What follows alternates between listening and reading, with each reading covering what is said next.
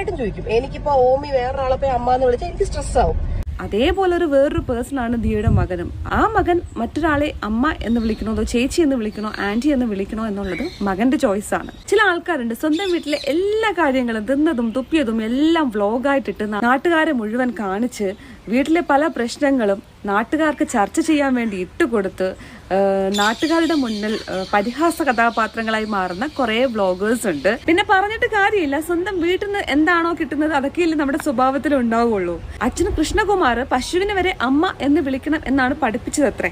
കൃഷ്ണകുമാർ വഴിയിൽ പശുവിനെയൊക്കെ കാണുവാണെങ്കിൽ ദേ ഗോമാതാവ് എന്നാണ് വിളിക്കാറ്. പക്ഷെ കൃഷ്ണകുമാറിന്റെ മകൾ സ്വന്തം അമ്മയല്ലാതെ പ്രായമായ ആരെ കണ്ടാലും അമ്മേ എന്ന് വിളിക്കില്ല, ആന്റി എന്ന് മാത്രമേ വിളിക്കുള്ളൂ. ഹസ്ബൻഡിന്റെ അമ്മ എന്നുള്ളതല്ല, ഏത് പ്രായമായ ഒരു സ്ത്രീയെയും റെസ്പെക്റ്റോട് കൂടി അമ്മ എന്ന് വിളിക്കണമെങ്കിൽ വിദ്യാഭ്യാസം വേണമെന്ന് ഞാൻ പറയില്ല, അല്പം വിവരം വേണം, വിവേകം വേണം, നല്ലൊരു പേഴ്സണാലിറ്റി ഉണ്ടായിരിക്കും.